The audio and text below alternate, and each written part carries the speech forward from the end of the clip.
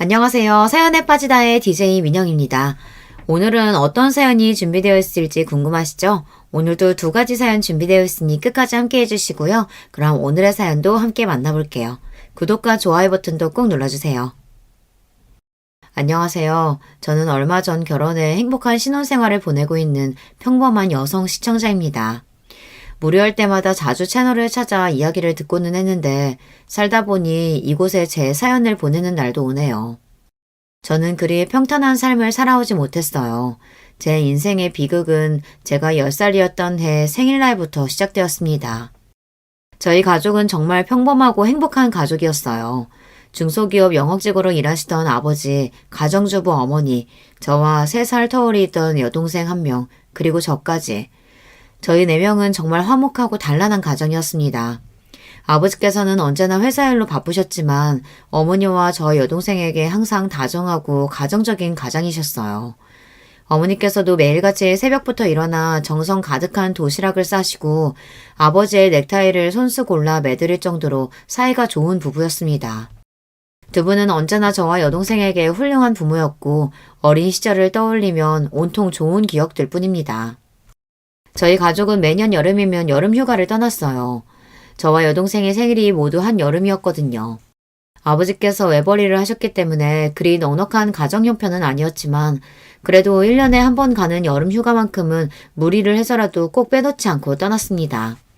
그해 여름은 강원도의 계곡으로 휴가를 가기로 했어요. 마침 저의 생일이 주말과 딱 겹쳐서 제 생일 당일에 여행을 떠나게 되었습니다. 어렸을 적의 일이라 모든 상황이 뚜렷하게 기억이 나지는 않지만 여동생과 함께 여행 며칠 전부터 잔뜩 들떠 짐을 쌌던 것 같아요. 그해 여름은 장마가 유독 길었고 여행 전날 밤까지 장대비가 쏟아졌습니다. 부모님께서는 일기예보에서는 분명 이번 주말에는 날이 갠다고 했는데 이걸 어찌하나 하고 곤란한 기세기를 보이셨습니다. 여행을 떠난다며 잔뜩 들떠있던 저와 여동생을 보며 차마 계획을 취소하기 어려워하셨던 것 같습니다. 그렇지만 그 다음날 아침이 되어도 여전히 비는 그치지 않았고 결국 부모님께서는 저와 여동생에게 여행을 미루자는 이야기를 꺼내셨습니다. 비가 이렇게 와서는 계곡에 가서도 신나게 놀 수 없을 것 같다는 생각에 저는 마지못해 고개를 끄덕였지만 여동생은 끝까지 떼를 썼습니다. 물놀이를 하지 못해도 좋으니 꼭 오늘 여행을 떠나고 싶다면서요. 언니의 생일은 오늘인데 다음 주에 여행을 가봤자 아무 소용이 없다는 것이 이유였습니다. 저와 부모님 모두 여행 대신 오늘은 집에서 함께 케이크도 먹고 즐겁게 보내자 여동생을 설득했지만 여동생은 고집불통이었어요. 오후쯤이 되자 비가 조금 잦아드는 듯 했고 고민하시던 부모님께서는 결국 짐을 싸 펜션으로 출발하기로 했습니다. 그렇게 저희 가족은 차를 타고 여행을 떠났습니다. 그때까지만 해도 마냥 즐거운 마음이었어요. 잦아드는 듯 했던 비는 날이 어둑어둑해지자 다시 세차게 내리기 시작했어요. 설상가상으로 아버지께서 길을 잘못 들어 산길을 헤매기 시작했습니다. 몹시 어두운 하늘과 창문을 때리는 빗소리, 축축하고 습한 공기, 부모님께서 도란도란 이야기를 나누시던 목소리, 당시 차 안의 모든 느낌이 생생해요. 옆에 앉은 여동생은 진작에 잠에 빠져들어 새근새근 코를 골고 있었고 저는 언제쯤 펜션에 도착하는 걸까 멍하니 창밖을 바라보고만 있었습니다. 그리고 그 일이 일어났어요. 솔직히 말하자면 그 당시의 기억이 대부분 흐릿해요. 아주 커다란 경적소리와 어머니의 비명소리, 그리고 온 몸이 부서질 듯한 커다란 충격. 그 사고를 다시 떠올리는 것만으로도 온몸이 덜덜 떨릴 정도로 큰 트라우마로 남아있어요. 지금도 사연을 써내려가며 몇 번이고 숨을 고르내리고 있습니다. 맞은편에서 운전하던 커다란 트럭이 빗길에 미끄러지는 사고가 있었고 저희 가족이 타고 있던 차는 그 사고에 휩쓸려 가드레일을 들이받고 완전히 박살이 났습니다. 저를 제외한 가족들은 모두 즉사했고 저만이 병원에 실려가 다시 눈을 뜰 수 있었습니다. 겨우 10살이었던 제가 받아들이기에는 너무나 가혹한 현실이었어요. 하루아침에 제가 너무나도 사랑하던 가족들을 모두 잃고 세상 천지에 저 혼자 남게 되었습니다. 오랜 시간이 지난 지금에서야 이렇게 나름대로 덤덤하게 이야기할 수 있게 되었지만 저는 지금도 매해 제 생일이 돌아올 때마다 가족들 생각에 마음이 저릿해져요. 그 사고 이후로 저는 더 이상 제 생일을 축하할 수 없게 되었고 지금도 생일을 따로 챙기고 있지 않아요. 외 조부모님께서는 제가 태어나기도 전에 두 분 다 돌아가셨고, 친할아버님은 제가 어머니 뱃속에 있을 때 돌아가셨기에 제게 남아있는 피부친은 친할머님 한 분뿐이었습니다. 병원에서 오랫동안 누워있던 저는 퇴원 후 바로 친할머님 손에 맡겨지게 되었습니다. 당시 할머니께서는 제 여동생 또래의 아이 한 명과 함께 시 외곽의 작고 낡은 아파트 4층에 살고 계셨어요. 그 아이는 아버지의 동생, 그러니까 제게는 작은 아버지 되시는 분의 딸이었고 저와는 사촌지간이었습니다. 사실 부모님께서 돌아가시기 전에는 할머니와의 교류가 거의 없었어요. 사는 곳이 멀리 떨어져 있기도 했고 아버지와 할머니 관계가 그리 돈독하지는 않았거든요. 앞서 말씀드렸듯이 아버지께서는 남동생이 한 분 계셨는데 어렸을 적부터 소문난 사고뭉치였다고 했어요. 장남이었던 아버지께서는 줄곧 본인을 희생하며 가족들 뒷바라지를 해오셨는데 작은아버지 때문에 고생을 많이 하셨다고 했습니다. 타고난 성품이 조용하고 매사에 성실한 타입이었던 아버지와는 다르게 작은아버지께서는 매사에 진지한 법이 없고 항상 사고만 치고 다녔다고 했어요.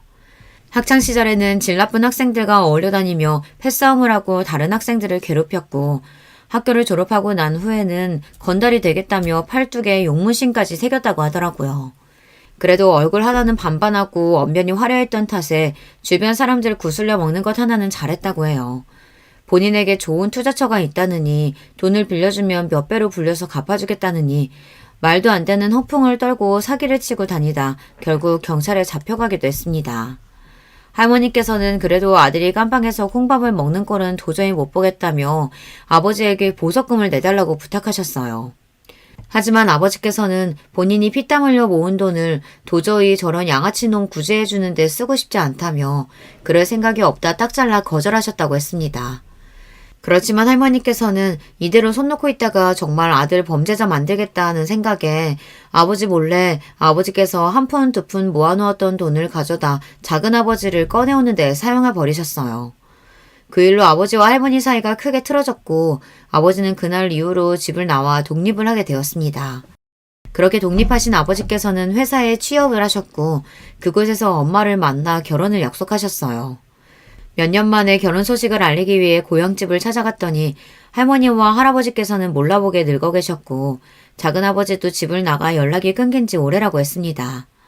할아버지께서는 작은아버지 얘기는 꺼내지도 말라며 그동안 가족들이 어떻게 뒷바라지를 해줬는데 천하의 배은망덕한 새끼라며 화를 내셨고 할머니께서는 그래도 애가 나쁜 애는 아니다. 아마 하는 일이 잘 풀리면 곧 연락을 해올 거다. 여전히 작은아버지 편을 들어주셨다고 해요. 마음고생을 하셔서 그런지 주름살이 부쩍 늘어나신 부모님을 보니 아버지는 마음이 좋지 않으셨고 그날 이후로 다시 예전처럼 부모님을 자주 찾아뵈며 모시기 시작했습니다. 어머니께서는 아버지와 결혼하기 전 부모님을 모두 잃으셨기에 아버지의 부모님을 본인 부모님처럼 생각하셨다고 했어요. 어머니께서 저를 임신하셨을 당시 할아버지께서 돌아가셨고 부모님께서는 혼자 남으신 할머니가 걱정되어 전보다 더 자주 왕래하셨다고 합니다. 그러던 어느 날이었어요. 그날도 부모님께서는 주말에 저와 태어난 지 얼마 되지 않은 여동생을 데리고 할머니 댁을 찾았습니다. 그런데 대문 밖에서부터 웬 갓난 아이 울음소리가 들렸다고 해요. 이게 무슨 소리지 싶어 급하게 집 안으로 들어서 보니 할머니께서 포대기에 쌓인 갓난 아이를 데리고 어쩔 줄 몰라 하고 계셨습니다. 어머니, 그 애는 누구예요? 무슨 일이에요? 아이고, 너 왔구나. 이리 와서 얘 좀 안아봐라. 아버지께서는 급하게 다가와 아이를 받아들었고 포대기에 쌓여있던 아이의 얼굴을 보고는 몹시 놀라셨다고 했어요. 아이는 평범한 아이와 조금 다른 생김새를 가지고 있었습니다. 뇌성마비였어요. 조산으로 태어날 때 뇌에 손상이 있는 선천적 장애였습니다. 네 동생 딸이란다. 오늘 아침에 와서 맡기고 가더라. 알고 보니 그 아이는 작은아버지께서 할머니께 떠맡기고 간 피덩이였어요. 작은아버지께서는 부인이 애를 낳고 도망가 버렸다며 본인은 사업 때문에 이리저리 바쁘게 다녀야 하니 아이를 돌봐줄 사람이 없다. 이제 조금만 더 하면 정말 성공할 것 같다. 성공하고 나서 꼭 찾아올 테니 어머니께서 잠깐만 돌봐주시라 부탁하며 아이를 두고 떠났다고 했습니다. 너무나 황당한 상황이었지만 일단 아이를 데리고 병원을 찾았고 병원에서는 생명에는 지장이 없지만 앞으로 꾸준히 재활치료를 받고 약을 먹어야 한다고 했어요. 아무리 그래도 핏줄인데 얘를 어떻게 버리겠니? 응? 네가 좀 도와주면 안 되겠어? 처음에 할아버지께서는 아버지께서 아이를 맡아 돌봐주시기를 바라셨다고 해요. 그러나 아버지께서는 그런 짓을 할 생각이 추호도 없으셨습니다. 그동안 뒤치다거리 해준 것도 모자라서 아픈 애까지 받아 키워줘야 되냐고. 내가 무슨 갓난애 똥오줌 받아주는 부모도 아니고 어디까지 참고 살아야 하냐. 어머니도 그 정도 당하셨으면 이제 정신 차릴 때 되지 않았냐. 화를 벌컥 내고 그 자리를 떠나버리셨어요. 그 뒤로 아버지께서는 할머니께 정기적인 안부 연락과 용돈을 보내드리는 것 외에 왕래를 전부 끊어버리셨습니다. 그 애를 다시 동생한테 돌려보내거나 시설에 보내는 거 아니면 더 이상 어머니랑도 보고 살 생각 없습니다. 단호히 말씀하셨지만 할머니께서는 도저히 피부치를 모른 채 할 수 없다고 하셨어요.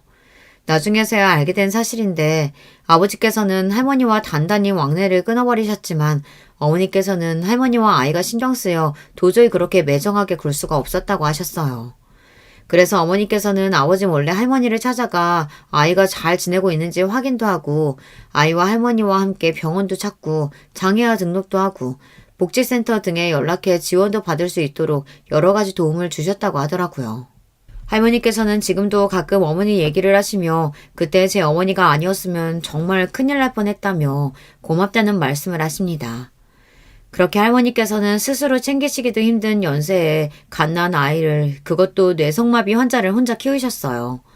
제가 할머니 댁에 들어가게 되었을 당시 사촌동생은 7살이었습니다. 사촌동생 이름은 수연이에요. 이수연. 누가 지어준 건진 모르겠지만 아마 작은아버지나 그 부인이겠죠. 본인들이 이름까지 지어서 직접 손수 출생신고까지 한 아이를 어떻게 평생 동안 나 몰라라 하고 살 수 있었는지 지금도 모르겠습니다. 제가 수연이를 처음 만났을 때가 아직도 생생히 떠올라요. 병원으로 저를 데리러 오신 할머니 손을 잡고 오랜만에 낡은 아파트에 도착했을 때 수연이는 보조의자에 앉아 있었어요. 뇌성마비 환자들은 혼자서 몸을 가누기가 힘들어 벨트 같은 것들로 몸을 고정시킬 수 있는 전용 의자나 테이블에서 대부분의 시간을 보냅니다. 당시 어린 저에게 그런 수연이의 모습은 꼭 괴물같이 느껴졌어요. 수연이는 눈도 이상하게 뜨고 있었고 입도 제대로 다물지 않았고 의자에 묶여 고개를 괴상하게 꺾은 채 저를 쳐다보고 있었습니다. 신발장에서 수연이와 눈이 마주쳤고 순간 겁이 나서 할머니 뒤로 숨었던 기억이 나요. 할머니께서는 그런 저를 달래주며 괜찮다. 수연이는 조금 아픈 것일 뿐이다. 먼저 가서 인사를 해봐라 등을 떠미셨고 저는 쭈뼛쭈뼛 수연이 앞으로 다가갔습니다. 안녕하고 기어들어가는 목소리로 인사를 건네니 수연이도 안녕하고 대답하며 고개를 까닥였어요. 물론 몹시 어눌한 말투였지만 대화가 통한다는 사실을 알게 되니 적어도 괴물처럼 느껴지지는 않더라고요. 뇌성마비에도 정도가 있는데 수연이는 다행히도 그리 심한 편은 아니었어요. 증상이 심한 환자들은 고관절이 아예 틀어져 수술을 하거나 철심을 박아넣는 것도 허다하고 가만히 있어도 침이 질질 흐를 정도인 사람들도 있었어요. 수연이는 그 정도로 심각한 경우는 아니었습니다. 다만 다른 뇌성마비 환자들처럼 혼자서 거동이 어려운 것은 마찬가지였어요. 할머니께서는 허리가 많이 굽으신 상태였는데 그런 몸으로 7살 난 아이를 들고 씻기고 재우며 몹시 고생을 하고 계셨습니다. 제가 가장 안타깝게 생각하는 것은 만약 수연이가 어렸을 적에 조금이라도 더 제대로 된 재활치료를 받았더라면 지금보다도 훨씬 상태가 좋아졌을 거라는 사실이에요. 뇌성마비 환자들의 경우 어렸을 적부터 꾸준히 재활치료를 받아야 하는데 수연이는 부모에게서 버려져 병에 대해 무지하신 할머니 밑에서 크는 바람에 살아가는데 아주 기본적인 돌봄 정도만 받으며 자랐거든요. 어머니께서 도와주신 덕에 복지센터를 연결해 일주일에 한 번씩 보호사가 집에 방문해주긴 했지만 그닥 큰 도움은 되지 못했습니다. 8살이 되면 평범한 아이들이 초등학교에 입학하듯이 장애가 있는 아이들도 특수학교에 입학을 하게 돼요. 수연이도 8살이 되던 해에 특수학교에 입학하게 되었는데 가장 큰 문제는 바로 등하교였습니다. 혼자서 몸을 가눌 수 없는 뇌성마비 환자들은 일상의 모든 부분을 보호자에게 의지해야 해요. 당연히 할머니께서 매일같이 수연이를 등에 업고 학교를 오고 가셨으며 비가 오나 눈이 오나 마찬가지셨습니다. 그나마 다행이라고 할 수 있었던 것은 수연이가 몹시 얌전한 아이였다는 사실이었어요. 뇌성마비 환자들 중에 상당수가 본인 뜻대로 신체가 통제되지 않으면 화를 내고 쉽게 짜증을 내거나 울음을 터뜨리고는 하는데 수연이는 어렸을 적부터 한 번도 저와 할머니에게 화를 내본 적이 없었습니다. 어쩌면 착한 아이였지만 어쩌면 마음이 많이 아프기도 했어요. 그만큼 본인의 감정을 숨기고 참으며 살아왔다는 뜻이니까요. 수연이는 마음이 여린 아이였기에 항상 저와 할머니가 고생하는 모습을 보며 애써 밝은 척을 했던 것 같아요. 뇌성마비 환자는 간단한 식사조차도 쉽지 않습니다. 보통 장애가 없는 평범한 아이들이라면 8살쯤 되면 성인과 비슷한 식사를 해요. 가리는 음식이 있을 순 있지만 혼자서 수저를 쥐고 음식을 입에 넣고 씹는 데에는 아무런 문제가 없다는 뜻입니다. 그렇지만 뇌성마비 환자는 이야기가 전혀 달라요. 물론 증상의 정도에 따라 천차만별이지만 많은 뇌성마비 환자들은 혼자서 식사를 하지 못합니다. 수연이도 마찬가지였어요. 할머니께서는 항상 수연이가 먹기 쉽도록 모든 음식을 잘게 잘라서 준비하셨어요. 맵고 짜고 자극적인 음식이나 먹기 힘든 단단하고 질긴 음식은 저희 집 식탁에 올라오지 못했습니다. 애초에 생활비가 나라에서 주는 지원금이 전부였으니 맛있고 질 좋은 식사를 하기 어렵기도 했지만 어렸을 적 제가 제일 자주 먹었던 음식은 라면이었어요. 할머니께서는 라면에 항상 물을 많이 넣으셨어요. 소위 말하는 한강라면이라고 하죠. 면이 푹 퍼져 거의 죽처럼 된 라면을 국그릇에 옮겨 담아 가위로 면을 잘게 자르고 그걸 숟가락으로 퍼서 수연이에게 먹여주셨습니다. 저는 그 맞은편에 앉아 서툰 젓가락질로 면을 넘겼어요. 지금 와서 생각해보면 정말 맛도 없고 영양가도 없는 식사였지만 어린 시절에 저는 라면을 꽤나 좋아했던 것 같아요. 라면이 아니면 주로 맹맹한 된장국이나 미역국을 먹었었는데 적어도 그것보다는 맛이 있었던 것 같거든요. 뇌성마비 환자들의 식사를 마냥 부드러운 것들로만 할 수도 없는 게 뇌성마비 환자들은 지속적으로 근육을 움직여줘야 돼요. 마비가 있는 경우 스스로 계속해서 움직여주며 근육을 풀어줘야 하거든요. 때문에 죽처럼 꿀떡꿀떡 넘어가는 것 말고 어느 정도는 씹을 수 있는 음식을 주는 것이 중요한데 환자들은 혼자서는 턱 움직이는 것조차 힘들어하는 경우가 많다 보니 기껏 음식을 먹여줘도 씹지 못하고 그대로 뱉어버리는 경우도 허다합니다.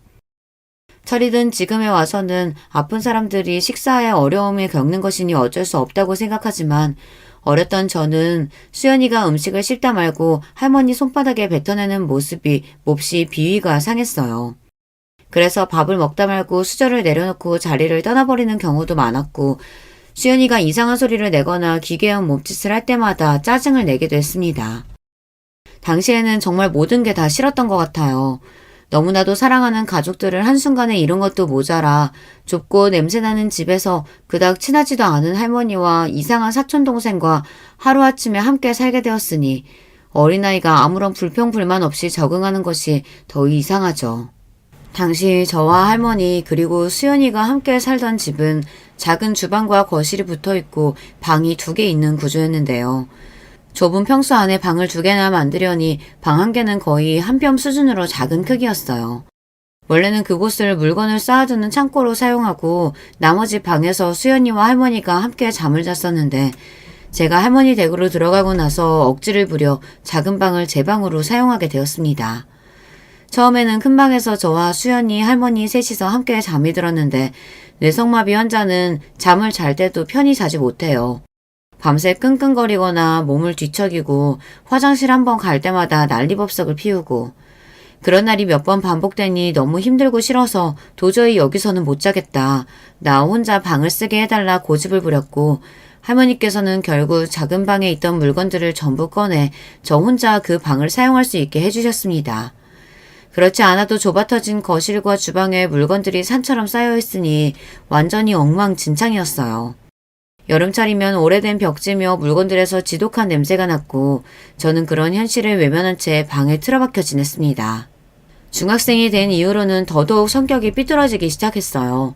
사춘기가 시작된 것이었죠. 다시 생각해보면 할머니와 수연이에게 참 미안한 마음뿐이에요. 그렇지 않아도 힘든 사람들에게 저 혼자만 힘들다는 듯 끝도 없이 이기적으로 굴었으니까요. 사춘기 소녀에게 냄새나는 집과 기초수급자 할머니, 뇌성마비인 사촌동생은 정말 최악의 환경이었어요. 그 나이대의 아이들은 학교 가는 것을 싫어한다지만 저는 학교를 몹시 좋아했습니다. 학교에 가면 다른 아이들과 똑같은 교복을 입고 똑같은 생활을 하며 제 비참한 현실을 잠시나마 잊을 수 있었으니까요. 저는 친구들에게 할머니와 사촌동생과 산다는 사실을 철저히 비밀로 했어요. 학교에서 저는 여전히 회사 다니는 아버지와 가정주부이신 어머니, 그리고 3살 터울의 여동생이 하나 있는 평범하고 행복한 가정의 맏딸이었습니다. 학교가 끝나고 집에 돌아오는 발걸음은 항상 무겁게만 느껴졌어요. 제가 꾸며낸 행복한 스스로의 모습과 현실의 모습 사이에서 느껴지는 괴리감이 몹시 괴로웠습니다. 집 안에 들어서면 코를 찌를 듯 나는 냄새와 의자에 묶여 앉아있는 수연이, 그리고 몹시 피곤해 보이는 얼굴로 저녁을 차리고 계셨던 할머니의 뒷모습. 잘 다녀왔냐 묻는 할머니의 말씀에 아무런 대답도 하지 않은 채 그대로 달려 방 안으로 들어가 문을 쾅 닫아버리곤 했습니다. 진심으로 가족들이 너무나 그리웠어요. 왜 하필 나는 그날에 태어난 걸까? 왜 동생은 그렇게까지 여행을 가자고 떼를 썼던 걸까? 동생을 좀 더 적극적으로 말려볼 걸. 그냥 여행 가자는 말을 꺼내지 말 걸. 이미 다 지나버려 돌릴 수 없는 일이란 걸 알면서도 매일 밤 쏟아지는 후회들과 함께 엉엉 울다 잠들고는 했습니다. 할머니께 상처가 될 만한 말들도 많이 했죠. 지금 와서 생각해보면 할머니라고 그 모든 상황을 아무렇지 않게 덤덤하게 받아들이시지는 못하셨겠죠. 언젠가는 정신 차리고 돌아올 거라고 믿어 의심치 않던 둘째 아들은 아픈 손녀딸은 본인에게 버리듯 맡겨놓고 사라져버리고 항상 믿고 의지하던 든든한 장남 부부는 하루아침에 커다란 트럭에 휩쓸려 목숨을 잃어버리고 본인에게 남은 것이라고는 책임져야 할 어린 손녀딸 둘에 스스로 건사하기도 힘든 늙은 몸을 가지고 매일같이 얼마나 힘든 나날을 보내셨겠어요. 그때는 그런 할머니의 입장을 전혀 생각하지 못했던 것 같아요. 원망할 대상이 필요했던 것 같기도 합니다. 처음에는 여행을 떠나자고 떼를 썼던 여동생을, 다음은 할머니를, 그 다음은 수연이를. 누군가를 원망해야만 비참한 현실을 버틸 수가 있었어요. 수연이를 미워했던 저는 할머니가 보지 않은 곳에서 몰래 수연이를 괴롭히기 시작했습니다. 지금 생각해보면 정말 못되기 짝이 없는 행동이었죠. 이제 와서는 많이 반성하고 있고 아무리 제가 사춘기에 반항기였다고 한들 해서는 안 될 짓이었다는 생각이 듭니다. 괴롭힘이라고 해서 거창한 것은 아니었어요. 혼자서 몸을 제대로 가누지 못하는 수연이가 제게 무언가를 부탁하거나 의사표현을 할 때 그것을 철저히 무시하는 것이었습니다. 어느 날은 할머니가 자리를 비우신 사이 수연이가 화장실을 가고 싶어 했고 저는 그 신호를 다 눈치챘으면서도 아무런 조치를 취하지 않은 채 방으로 들어가 버렸어요. 나중에 나와보니 수연이는 결국 혼자서 화장실을 가지 못해 그 자리에 실내를 해놓았습니다. 할머니께서 돌아오신 후 바닥을 닦고 수연이를 씻겨주시는데 수연이가 저를 원망스럽게 바라보던 눈빛이 아직도 기억나요. 마음 여린 수연이는 그때도 제게 화를 내거나 짜증 섞인 목소리 한 번 내지 않았습니다. 그뿐만이 아니었어요. 할머니께서 밥을 차려주시고 잠깐 자리를 비우셨을 때 제가 밥그릇을 엎어버리고는 돌아오신 할머니께 수연이가 혼자 손을 휘두르다가 밥그릇을 엎었다고 뻔뻔하게 거짓말을 하기도 했습니다.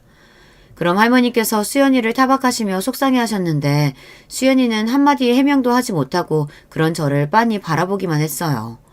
다시 생각해도 정말 못됐죠. 그때는 왜 그렇게 수연이를 괴롭히지 못해 안달이었는지 모르겠습니다. 그랬던 제가 수연이를 제 친동생처럼 챙기게 된 계기가 있었어요.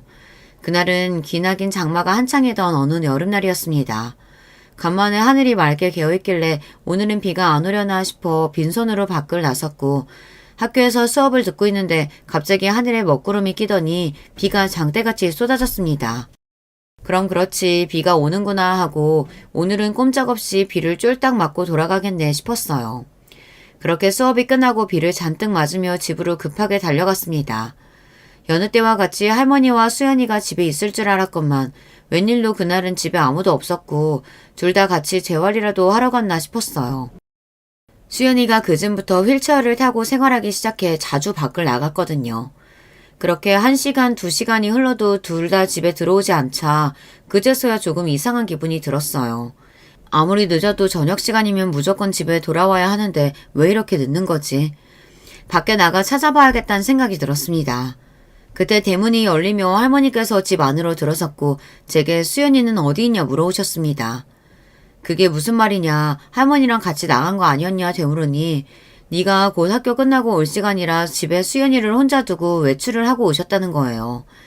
혼자서 몸도 잘 못 움직이는 애가 도대체 어딜 나간 건지 할머니와 저 둘 다 혼비백산이 되어 밖으로 뛰쳐나갔습니다. 한참을 비를 맞으며 찾아다니다 수연이를 발견한 곳은 다름 아닌 저희 학교 앞이었어요. 수연이는 그곳에서 휠체어에 위에 앉아 비에 흠뻑 젖은 상태로 어깨에 우산을 걸친 채 저를 기다리고 있었어요. 품 안에는 제가 평소에 자주 쓰고 다니던 수박이 그려진 접이식 우산이 들려 있었습니다. 수연이는 저를 보고는 엉엉 눈물을 터뜨렸고 저도 그런 수연이를 보니 눈물이 미친 듯이 쏟아졌어요. 너 도대체 혼자서 여기까지는 어떻게 나왔냐? 내가 얼마나 걱정했는지 알고 있냐? 나쁜 사람이 데리고 갔으면 어쩔 뻔했냐? 빗길에 사고라도 났으면 어떡하냐? 고래고래 소리를 지르면서 우는데 수연이가 팔을 휘저기며 우산을 건네주려 하더라고요. 어찌나 오래 비를 맞고 있었는지 온몸이 차디 찼고 눈물이 멈추질 않았습니다. 그날 이후로 저는 더 이상 수연이를 괴롭히지 않았습니다. 할머니를 도와 열심히 수연이를 돌보기 시작했어요. 똥오줌을 받아내는 건 물론이고 식사도 제가 직접 차려 떠먹여주게 되었습니다. 그리고 수연이에게 공부를 시키기 시작했어요. 이전까지는 수연이를 말이 안 통하는 괴물이라고 생각했지만 그제서야 수연이를 동생으로 받아들일 준비가 되었던 것 같아요. 공부라고 해서 거창한 것은 아니고 아주 기본적인 것들이었습니다.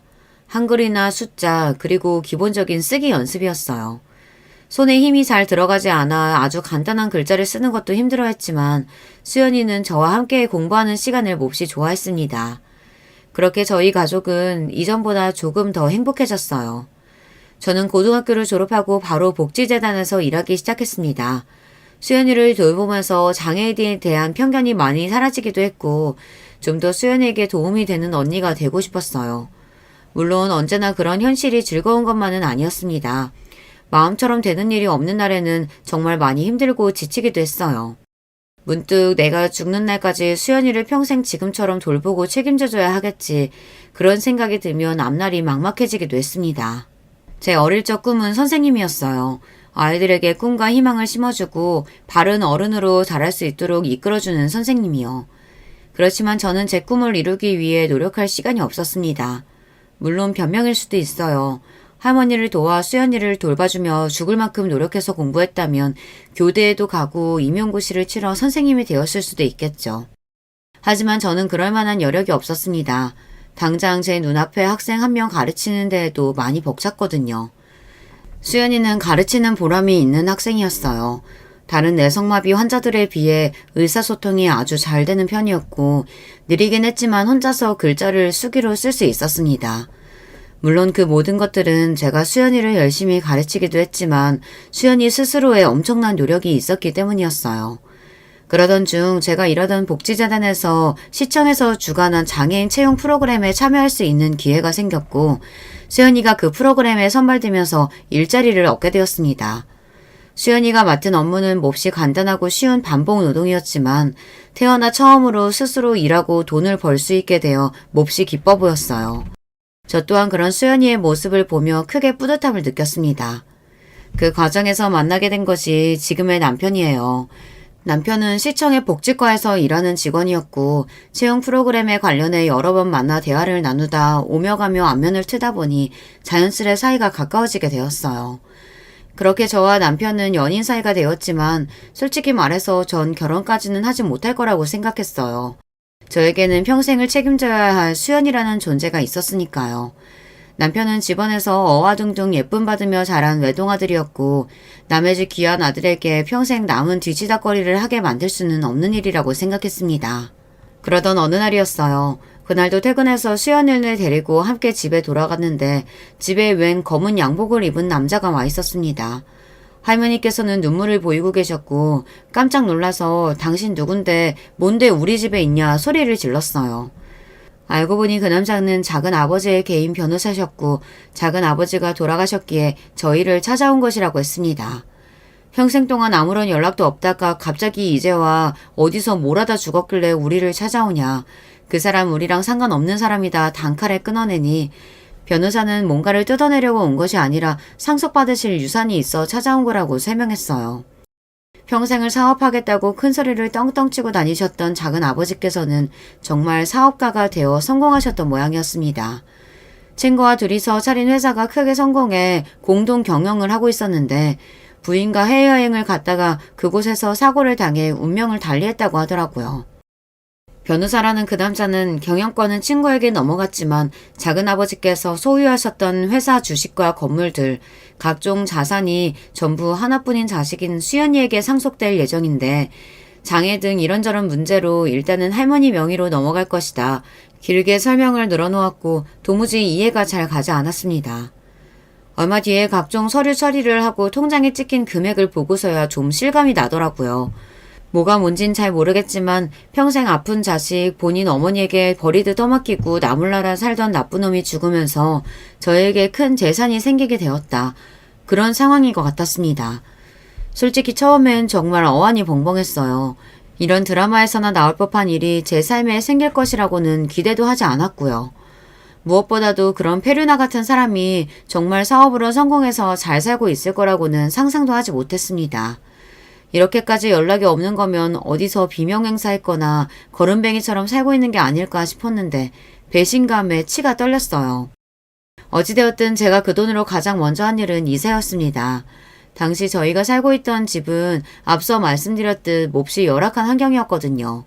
항상 복지센터로 출퇴근하며 구경했던 고급 빌라로 거처를 옮겼고 수연이가 좀 더 제대로 된 재활치료를 받을 수 있도록 평소엔 비싸서 꿈도 꾸지 못했던 재활센터에 등록을 했어요. 그리고 할머니와 남편 수연이를 데리고 아주 비싼 식당에 가서 즐겁게 식사도 했습니다.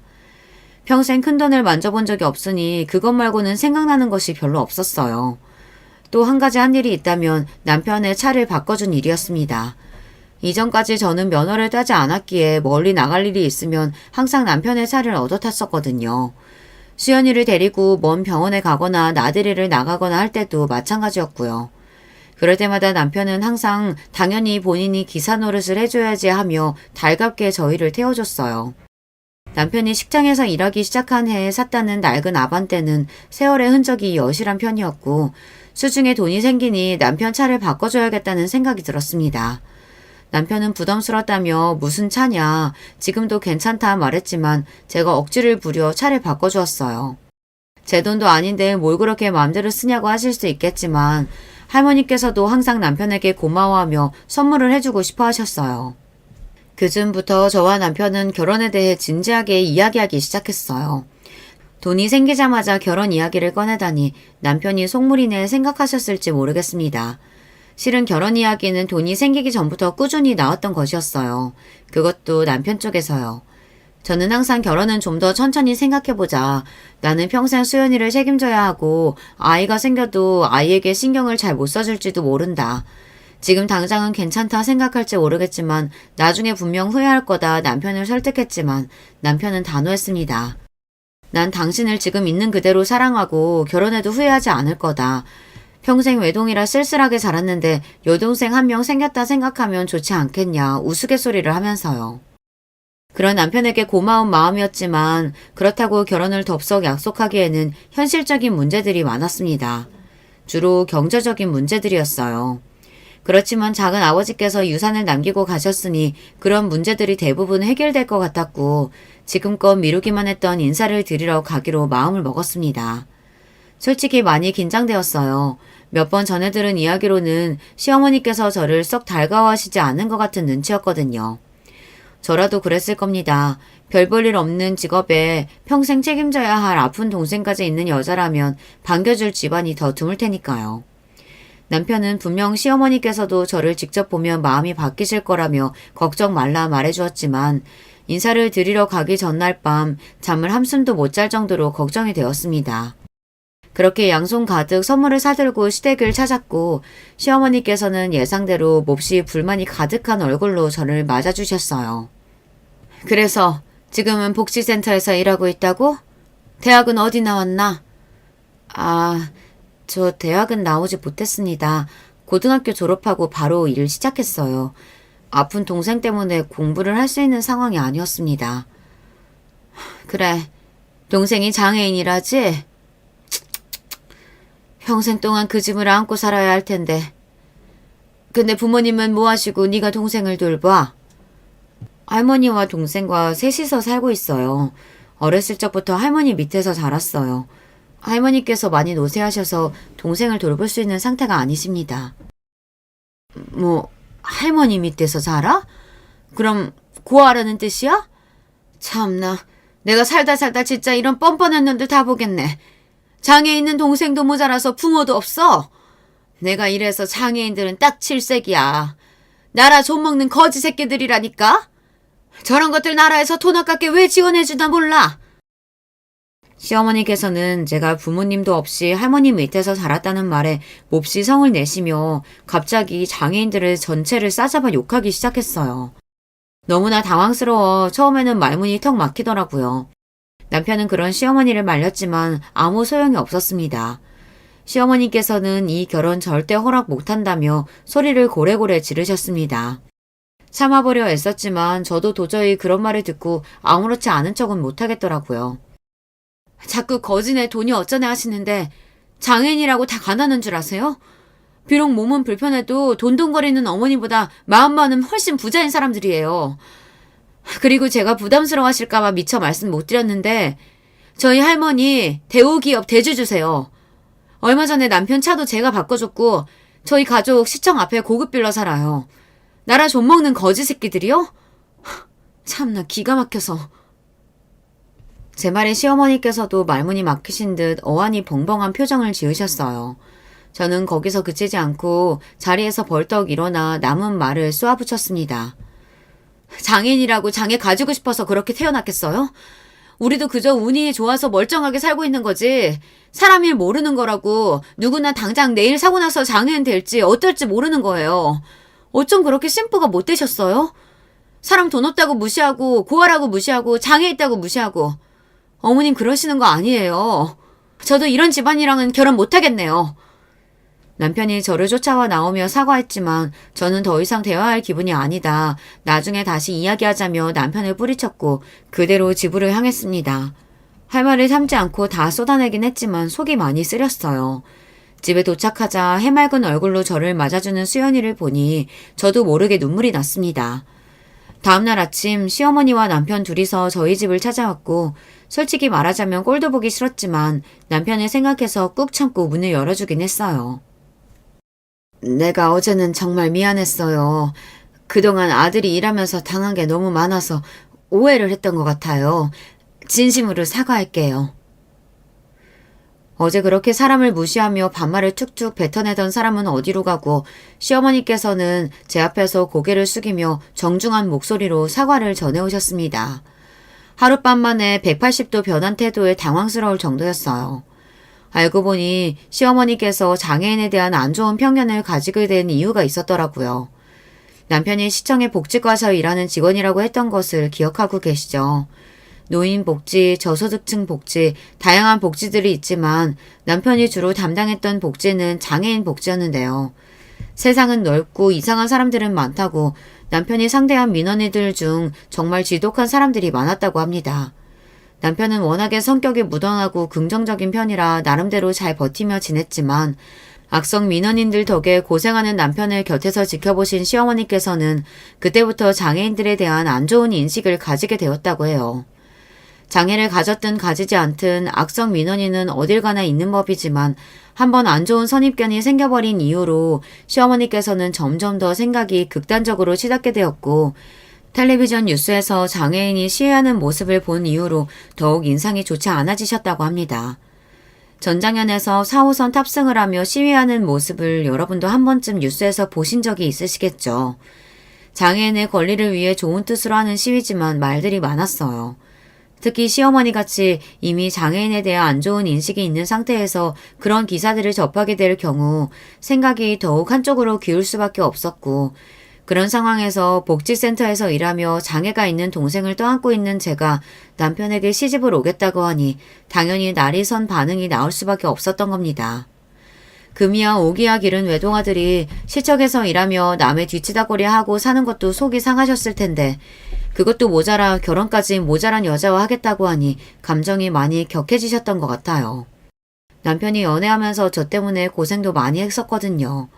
앞서 말했듯 휴일에도 멀리까지 차를 태워주기도 하고 단둘이 데이트도 한번 제대로 못하고 항상 수연이와 같이 시간을 보낸다든가 같이 식사를 하다가도 수연이 몸에 이상이 생기면 급하게 병원에 가야 한다던가 제가 사연에 적은 것들은 극히 일부지만 중증 장애인이 옆에 있으면 보호자는 정말 평범한 삶에서 많은 부분을 포기해야 해요.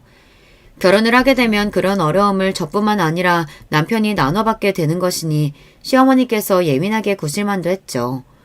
솔직히 말하자면 이러니 저러니 해도 제가 만약 작은아버지께 상속받은 유산을 가지고 있지 않았더라면 이렇게까지 사과를 해오셨을까 싶기도 했어요.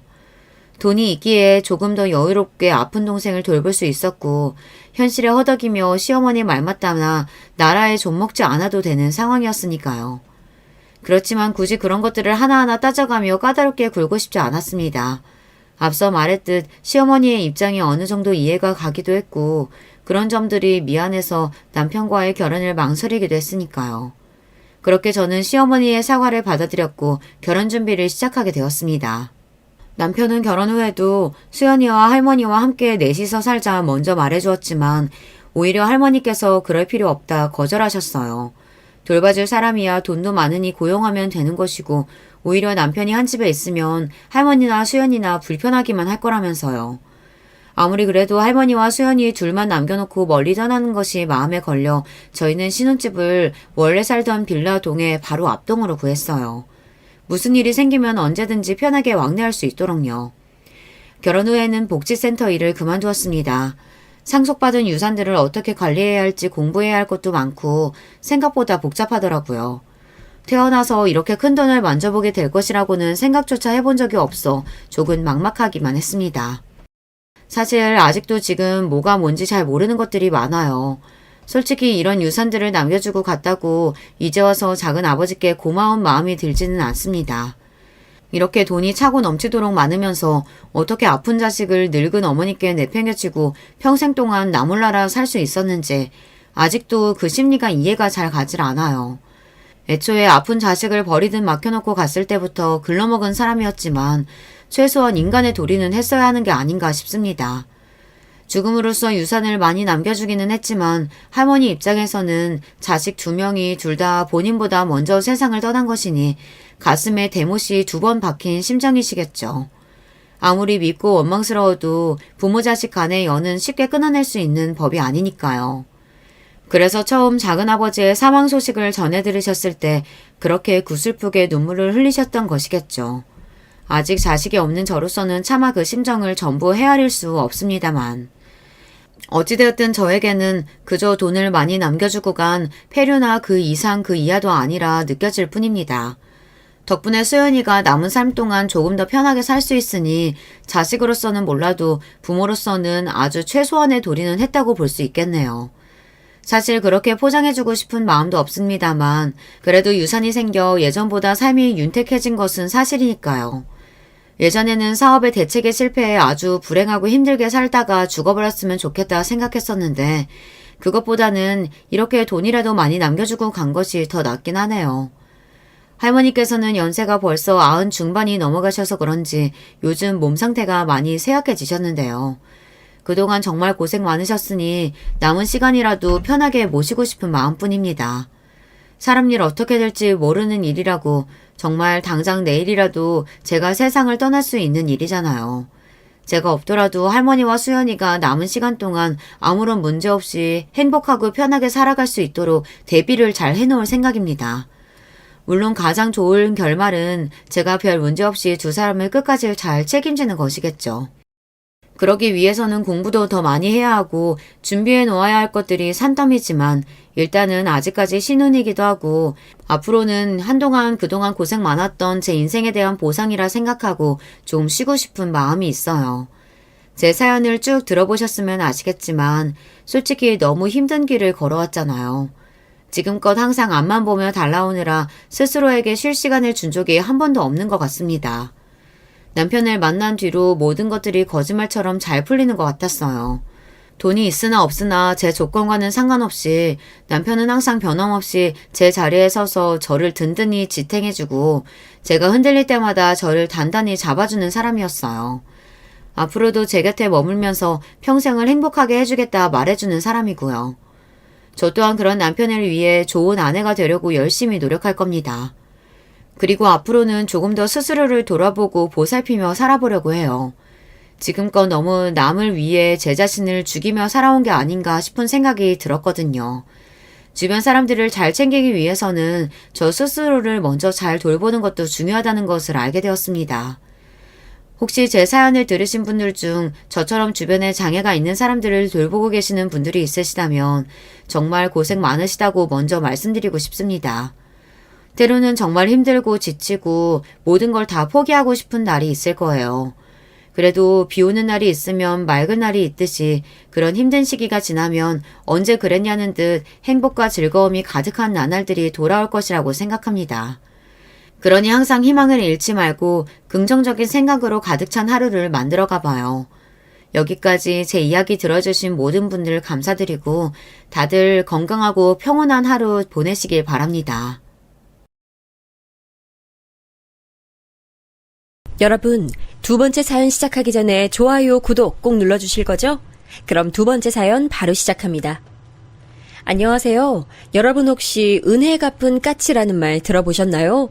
대한민국 사람이라면 무슨 뜻인지 다 아실 텐데요. 저는 어려서부터 다른 건 몰라도 착하게 살려고 노력했어요. 누가 나한테 무언가를 주면 저도 똑같이, 아니 그 이상으로 돌려주려고 노력했습니다. 이러다 얼마 전에 제게 어마어마한 일이 일어났어요. 오늘은 그 얘기를 해보려고 합니다. 저는 현재 지방에 거주 중인 40대 초반 여잔데요. 이 얘기의 시작은 제가 홀로 8살 차이 여동생을 키우던 고등학생 때로 돌아갑니다. 저는 제가 고등학교 1학년일 때 부모님이 돌아가셨어요. 교통사고로 갑작스럽게 그 자리에서 바로 돌아가셨죠. 우리 집은 원래 매우 화목했어요. 부모님은 저와 동생에게 다정하셨고 집안 형편도 나쁘지 않았거든요. 그래서 저는 어릴 때의 기억은 행복했던 기억만 존재합니다. 부모님 손잡고 맛있는 음식 먹으러 다니고 어린 동생과 놀러 다니기 바빴거든요. 근데 그러다 부모님이 돌아가시고 제 인생에 암흑기가 시작됐어요. 미주야, 큰아빠가 네 부모님 돈은 알아서 관리해줄게. 나중에 성인 되면 제대로 줄 테니까 걱정 말고. 알겠지? 그 대신 미주랑 현주는 여기서 살아. 큰아빠는 돌아가신 부모님의 사망 위로금과 우리 집을 처분한 모든 재산을 가져가셨어요. 그때는 제가 너무 어릴 때라 그런 큰아빠에게 고마움밖에 느낄 수 없었습니다. 어린 저는 저와 동생을 거둬서 본인 집에서 자라게 해준 큰아빠가 감사했죠. 아우, 너희는 무슨 여자애들이 이렇게 밥을 많이 먹어? 라면을 사놓으면 니네가 다 먹잖아. 니네가 나한테 생활비를 좀 오를 줘. 그리고 미주 너는 그냥 공부나 하지 무슨 수학여행을 간다고 하는 거야? 죄송해요. 안 간다고 담임선생님께 제가 말씀드릴게요. 하지만 큰아빠와 큰엄마는 우리 자매를 매일 구박했어요. 큰아빠 부부는 아들만 한 명 있었습니다. 사촌 오빠를 데리고 셋이 한우를 먹으러 간 사이 동생과 제가 배가 고파 라면을 끓여 먹으면 왜 먹냐 구박하셨죠. 친척이라곤 큰아빠밖에 없던 터라 그대로 당하기만 했습니다. 또 현실적으로 제가 너무 어린 동생을 데리고 집을 나가면 갈 데가 없었어요. 그때 너무 속상했던 사실은 동생이 제대로 먹지 못했다는 거예요. 날이 갈수록 마른 동생을 보고 얼마나 속상했는지 몰라요. 그러다 제가 18살 때 큰아빠네 집에서 나오게 되는 계기가 발생했습니다. 언니, 나 배고파. 아까 학교에서 먹은 급식이 다야. 큰엄마 몰래 뭐라도 먹으면 안 돼? 나 너무 배고파서 잠이 안 와. 그래? 잠시만 기다려. 언니가 그럼 부엌에 가서 뭐라도 가져올게. 조심스럽게 방을 나가 부엌에 갔더니 식탁 위에 귤이 있더라고요. 한두 개도 아니고 꽤 있길래 동생 먹을 귤 하나만 가지고 방에 왔습니다. 2개를 가져가서 저도 먹고 싶었는데 그럴 수 없었어요. 2개를 가지고 가면 우리가 가져갔다는 게 티가 날 것 같았거든요. 그렇게 동생에게 귤을 하나 건넸고 동생은 맛있게 먹었습니다. 너희가 귤 먹었어? 분명히 내가 식탁에 귤을 놔뒀는데 어떻게 귤이 하나도 없니? 너 얹혀 살면서 그렇게 남의 살림 다 뜯어먹고 싶어? 나는 그러라고 해도 그렇게 못하겠다. 양심 없어? 네? 귤을 먹기는 했는데 하나만 먹었어요. 절대 다 먹은 거 아니에요. 정말이에요. 먹기는 먹었다는 거잖아. 니네 밥 먹지 마. 내가 자선 사업가야? 돈만 축내는 식충이들을 내가 왜 걷어줘야 돼? 큰엄마는 정말 그날 동생과 저에게 밥을 주지 않았어요. 부엌에 들어오지도 못하게 막았죠. 학교에서 주는 급식으로 연명하고 있었는데 너무 서러웠습니다. 큰아빠는 그 광경을 다 봤으면서도 옆에서 침묵을 유지했죠. 문제는 다음 날에도 또 다음 날에도 밥을 주지 않았어요. 정말 서글프기 그지없었습니다. 언니, 나 너무 배고파. 너무 배고파서 아무것도 할 수 없어. 급식도 오늘 2번이나 먹었는데. 동생이 배고파하는 걸 보고 저는 참을 수 없었어요. 큰엄마와 큰아빠는 저와 동생에게 기본적인 것들도 해주지 않았습니다. 결국 귤로 시작된 사소한 일이 가출로 이어졌죠. 큰엄마가 몰래 비상금을 텔레비전 장식장 밑에 놓는다는 걸 알고 있었거든요. 그래서 자는 동생을 몰래 깨워 새벽에 돈을 챙겨 집을 나왔습니다. 무작정 나와서 동네에 있던 허름한 여관에 들어갔어요. 돈을 내고 현실적으로 생각했습니다. 비상금이라 많은 돈은 아니었고 일주일 정도 있을 수 있었어요. 동네가 같아 이대로 있다간 큰아빠 부부에게 들킬 것 같아 동생을 데리고 근처에 있는 광역시로 가게 됐습니다. 여기가 이제 현주가 다닐 학교야. 학교 끝나면 바로 앞에 있는 저 큰 고깃집으로 와. 언니가 거기서 일하고 있으니까. 알겠지? 저는 학교에 다닐 생각이 없었어요. 그래서 동생만 학교에 보내고 저는 동생 학교 바로 앞에 있는 식당에서 일하기 시작했습니다. 고깃집뿐만 아니라 저는 빵집, 패스트푸드점, 영화관 등 안 해본 알바가 없어요. 지금 생각하면 어린 나이에 도대체 어떻게 동생을 데리고 일했는지 모르겠어요. 일하던 곳에서 미리 돈을 받아 겨우 단칸방 하나를 구했습니다. 어린 동생을 혼자 키우는 건 제게 상당히 힘든 일이었어요. 공과금을 내는 방법도 몰라서 겨우 집주인 아주머니에게 배우기도 했습니다. 그렇게 힘들게 몸을 갈아 일했어요. 사실 저는 최저시급도 제대로 받지 못하고 일했습니다. 주로 제일 많은 시간을 보냈던 곳은 저 고깃집인데요. 저기서는 심지어 사모님의 심부름까지 했습니다. 가게에서 일하는 직원이 아니라 아예 개인 비서가 된 느낌이었어요. 예, 나 약국 가서 소화제 좀 사다 줄래? 소화가 안 돼. 갱년기라 그런가? 아, 네, 잠시만요. 금방 다녀올게요. 또 가게에는 사장님 부부의 따님도 같이 일했거든요. 저보다 5살 많은 언니였는데 그 언니도 저를 그렇게 개인 심부름을 하게 했습니다. 예, 미주야. 나 이따 화장품 좀 사다 주라. 립스틱 떨어졌어. 나 쓰는 거 알지? 그거 시장 가면 떡집 옆에 있는 거 있잖아. 거기서 사오면 돼. 아, 네, 언니. 제가 이따 사모님 심부름 다녀오면서 갔다 올게요. 저는 알겠다고 수긍하고 일할 수밖에 없었어요. 왜냐하면 그렇게 하지 않으면 제가 당장 동생을 키울 수가 없었거든요. 미성년자인 저를 받아주는 곳은 많지 않았습니다. 그래도 버틸 수 있었던 것은 고깃집 사장님 덕분이었죠. 네가 현주구나. 미주 동생 맞지? 얘기 많이 들었어. 언니랑 똑같이 생겼네. 아이고 예쁘다. 자, 이거 용돈이야. 친구들하고 떡볶이 사 먹어. 알겠지? 사장님, 감사합니다. 현주야, 감사하다고 해. 감사합니다. 사장님은 동생이 가게에 오면 그렇게 잘해주셨어요. 동생에게 용돈도 자주 주시고 밥도 공짜로 주셨죠. 그런 사장님께 감사한 마음이 들어 저도 열심히 일했습니다. 그렇게 일하던 어느 날 가게에 못 보던 사람이 왔어요. 엄마, 아빠, 좋았어요. 아우, 장사 여전히 잘 되네. 어머, 우리 아들 왔어. 너무 보고 싶었어. 내 새끼. 그 남자는 바로 사장님 부부의 막내 아들이었죠. 그리고 여러분, 혹시 첫눈에 반한다는 말 믿으세요? 저는 그 남자를 보자마자 첫눈에 반했습니다. 다행인지 아닌지 그 사람도 저를 보고 첫눈에 반했어요. 하지만 보는 눈이 워낙 많아 몰래 연애를 시작했죠. 저는 차근차근 일하며 돈을 많이 저축했어요. 그래서 동생과 함께 가게 주변에 방을 조금 더 큰 곳으로 구했습니다. 막내 아들은 그런 우리를 많이 도와줬어요. 미주야, 여기 이거 계란이랑 참치랑 이것저것 샀어. 현주랑 같이 먹어. 아, 오빠 고마워. 매번 내가 오빠한테 받기만 해서 미안해. 아니야, 뭘. 난 네가 매번 이렇게 고마워하는 거 보면 아무렇지도 않아. 그와 저는 자연스럽게 연인 관계로 발전했습니다. 그리고 그렇게 2년 동안 비밀로 만났죠. 저는 성인이 됐고 동생은 여전히 학교에 다니고 있었어요. 그러던 어느 날 제 인생을 바꾸게 되는 사건이 발생했습니다. 몸이 이상하게 자주 졸리고 피곤하더라고요. 그리고 결정적으로 생리가 미뤄졌습니다. 혹시나 하는 마음에 병원에 갔더니 글쎄 제가 임신이라는 소식을 듣게 됐죠. 충격적인 소식에 엉엉 울며 남친에게 연락했더니 한 걸음에 달려왔어요. 오빠, 나 못 낳아. 나 지금 동생도 키워야 되고 안 돼, 낳을 수가 없어. 그리고 우리 비밀로 만나고 있는데 이거 사장님하고 사모님 알게 되면 안 돼. 나 일도 못 하잖아. 무슨 소리야. 내가 책임질게, 진짜. 미주야, 난 처음 만났을 때부터 너랑 결혼하려고 했어. 내가 평생 잘할게. 현주도 같이 살면 되잖아. 부모님한테는 내가 말씀드릴게. 나 너무 무서워. 내 배에 아기가 있는 것도 무섭고 사장님하고 사모님 알면 나 일 그만두라고 하실 것 같아. 그럼 우리 현주는 어떡해. 나 동생 책임져야 돼. 오빠는 저를 계속 달랬어요. 그리고 매도 먼저 맞는 게 낫다고 하죠. 그날 저녁에 바로 우리는 사실을 알렸습니다. 매장 문을 닫고 조용하게 앉아 임신 사실을 고백했어요. 그런데 말하는 바로 그 순간이었어요. 사모님 이거 놔주세요. 아파요. 네가 순진한 내 아들을 꼬셔서 앞길을 망쳐? 어리고 갈 곳 없는 애 받아줬더니 이렇게 뒤통수를 쳐? 미쳤어 너?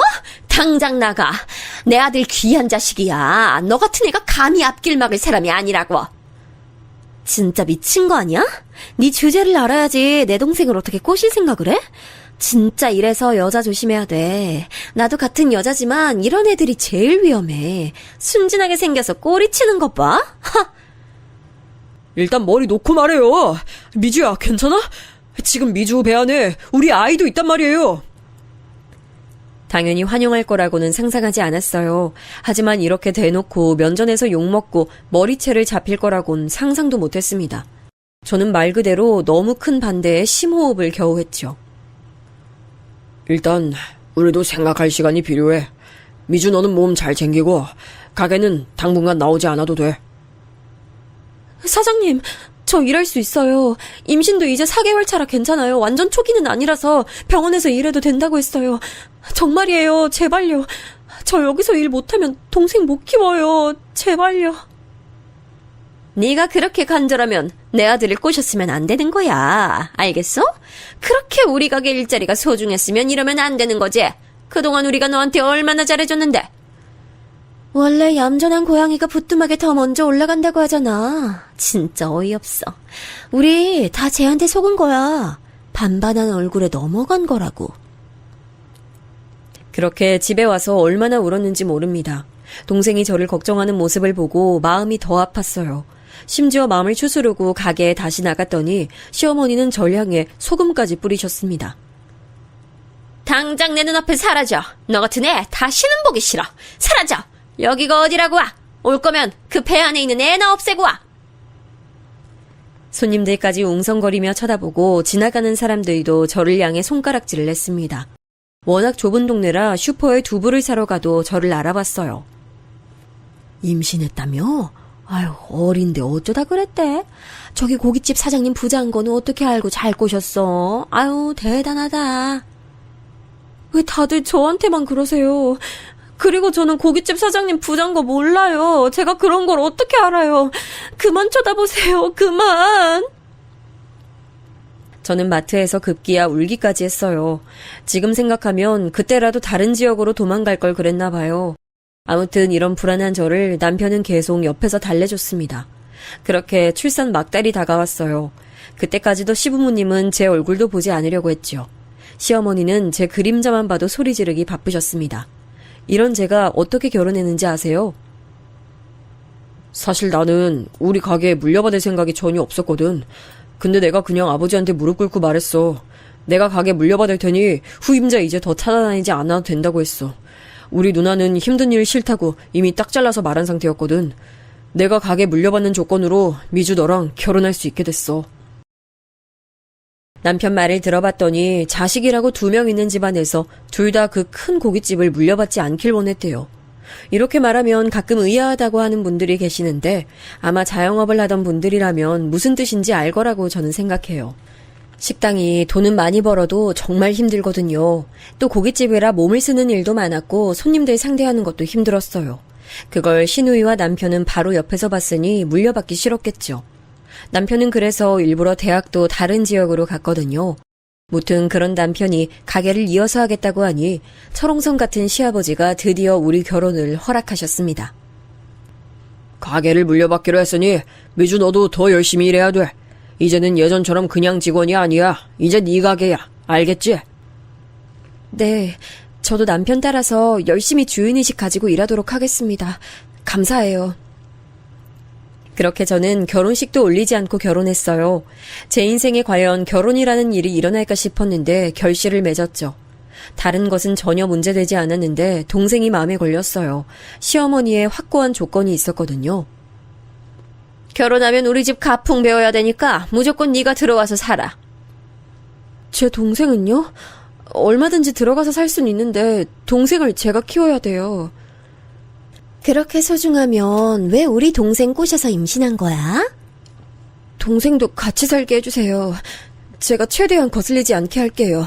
동생 조용하고 밥도 많이 안 먹어요. 제발요. 저는 거의 빌고 빌어서 동생까지 같이 시댁에서 살 수 있었어요. 방이 남지 않아 동생은 우리 방에서 같이 살았죠. 그리고 어느 정도 예상하고 들어갔지만 시집살이는 매우 심했습니다. 출산해서 몸도 약한 저를 시어머니는 매일같이 새벽부터 깨우셨어요. 예, 지금 뭐하니? 얼른 일어나 밥해. 시아버지랑 시어머니한테 아침상 차릴 생각을 해야지. 넌 지금 애가 무슨 기본도 안 돼 있어?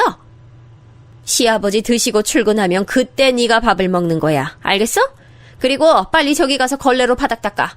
네 눈엔 먼지가 안 보여? 지금 그걸 먹을 생각이 있니?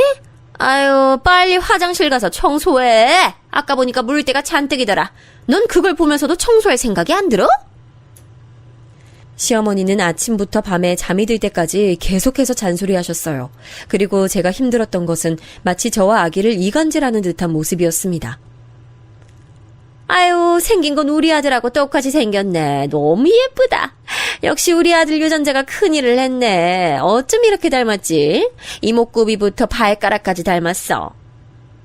엄마, 뭔가 귀는 나랑 똑같지 않아? 아, 완전히 그냥 우리 집안 유전자만 있어. 시어머니와 시누이는 저보고 들으라는 듯 행동했어요. 그러면서 제 아들을 마치 자기 자식처럼 대했습니다. 아이가 커가면서 그 행동은 더 심해졌어요. 아이고, 왜 울어? 네 엄마가 잘 안 돌봐줘서 그래? 너희 엄마는 네가 안 예쁜가 봐. 맨날 밖으로 돌아다니고. 그치? 아유, 이리 할머니한테 와. 옳지, 그렇지.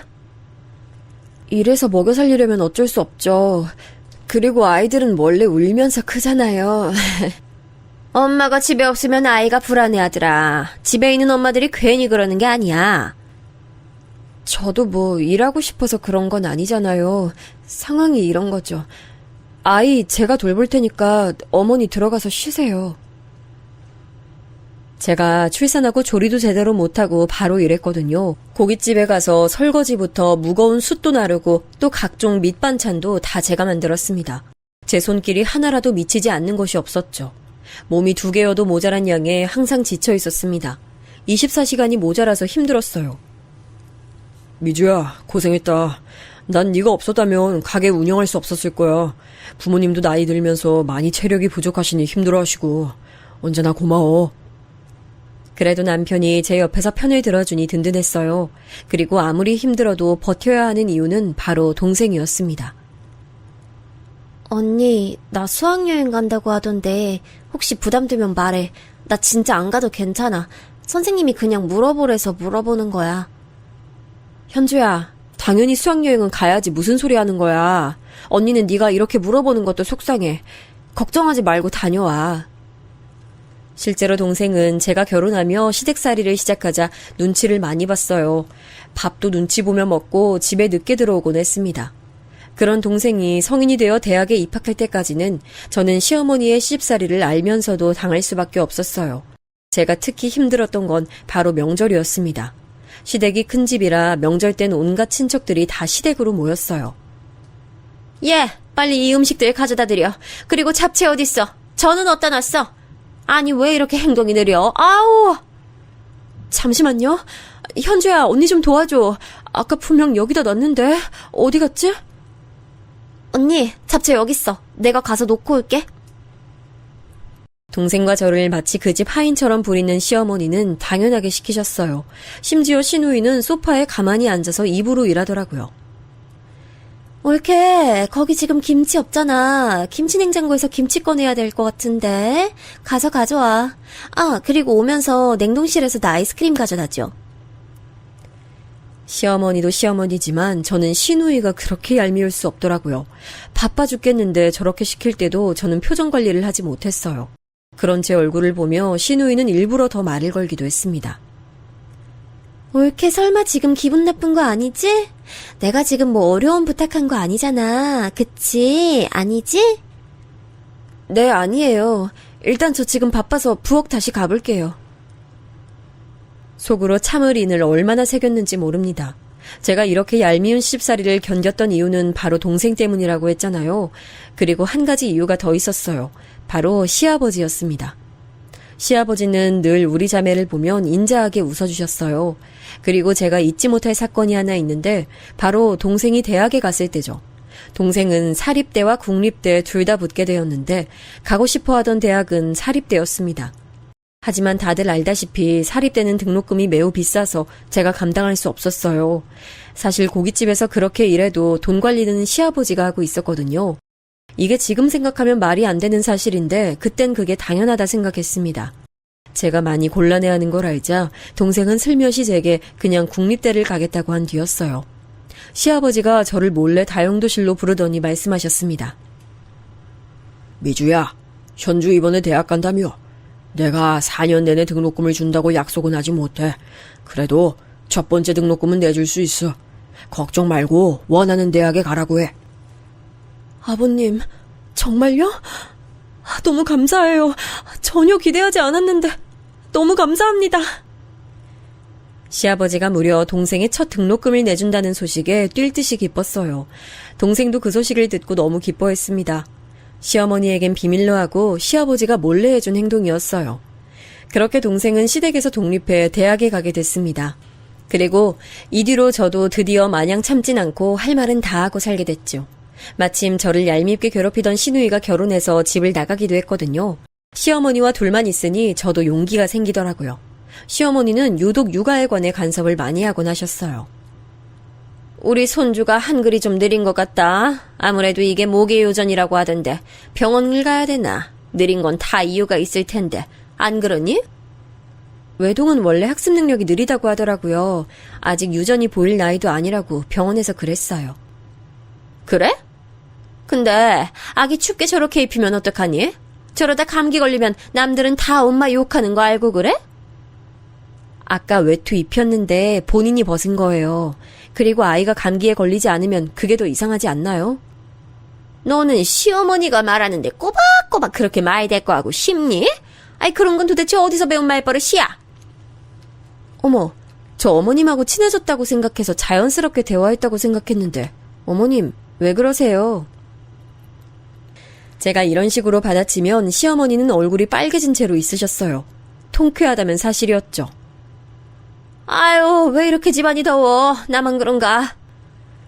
어머니 갱년기라 그런 거 아니에요? 나가서 바람도 쐬고 친구도 만나고 그러세요. 매일 집에만 있으면 더 힘드시잖아요. 시어머니와의 관계는 저도 어느 정도 할 말을 하며 괜찮아졌는데 문제는 다른 곳에 있었습니다. 시아버지가 이제 완전히 고깃집에서 손을 뗀다고 하셨어요. 사실 그 전까지도 저와 남편이 거의 모든 것을 했는데 공식적으로 아예 가게에도 뜸하게 나온다고 선언하셨죠. 남편하고 저는 본격적으로 책임감이 더 생기기 시작했습니다. 그러면서 저는 정말 그 당시에 새벽 6시에 가게로 출발했죠. 그리고 영업 개시 준비를 마치고 다시 집에 와서 시부모님 아침밥을 차리고 아이 학교를 등교시켰어요. 다시 가게에 가서 열심히 일하고 또 중간에 시댁에 가서 밥 차리고 집안일하고 그런 식으로 생활을 유지했습니다. 몸은 당연히 힘들었고 도대체 어디서 보상을 받아야 할지도 몰랐어요. 버틸 수 있었던 것은 바로 아들과 간간히 들려오는 동생 소식이었습니다. 제가 그렇게 열심히 일하니 그래도 손님이 배로 늘기 시작했어요. 항상 친절하게 손님들을 맞이했더니 단골도 어마어마하게 늘어났습니다. 가게가 장사가 더 잘 되면서 일하던 직원도 더 뽑게 됐어요. 새로 뽑은 직원 중엔 하연이라는 저와 동갑인 직원이 들어오며 서로 의지했습니다. 알고 봤더니 하연이는 저와 공통점이 꽤 있는 친구였어요. 하연이, 너도 그럼 엄마가 안 계시니까 힘들었겠다. 나도 동생하고 둘이 의지하며 살았을 때가 너무 힘들었거든. 난 그래도 언니가 있어서 내가 동생이니까 괜찮았어. 미주, 네가 진짜 대단하지. 난 그렇게 살라고 해도 못 살아. 특히 신우이는 결혼하고 더 친정에 자주 왔거든요. 게다가 산후조리까지 시댁에서 해서 얼마나 제가 힘들었나 몰라요. 집에 있기가 싫어 일부러 가게에 나올 정도였어요. 그런 저를 하연이가 같이 신우이를 뒷담화해줘서 얼마나 기뻤는지 몰라요. 아니, 나 진짜 미주 네 신우이 대단하다고 생각해. 사람이 어쩜 저렇게 이기적이고 본인밖에 몰라? 나를 무슨 자기 하인이라고 생각한다니까. 근데 나 처음 여기서 일할 때부터 그랬어. 자기 심부름꾼처럼 대하더라고. 그땐 어리기도 했고 여기 아니면 갈 곳이 없어서 꾹 참았지. 미주, 넌 진짜 열심히 살았어. 난 그런 네 인생 너무 멋있고 네가 참 존경스럽다. 내가 너 동생이라면 너무 자랑스러울 것 같아. 실제로 동생은 대학에 가서 공부도 아주 열심히 해서 장학금도 꽤 탔어요. 등록금과 생활비는 자기도 성인이니 알아서 해결한다는 동생을 보고 다 컸다 소리가 저절로 나오기도 했습니다. 하연이라는 친구가 생겨 저는 가게 일이 힘들어도 의지하며 버텼습니다. 그러던 어느 날 시아버지가 갑자기 집에서 쓰러졌다는 소리를 듣고 남편과 불이 나게 지역에 있는 가장 큰 대학병원에 갔습니다.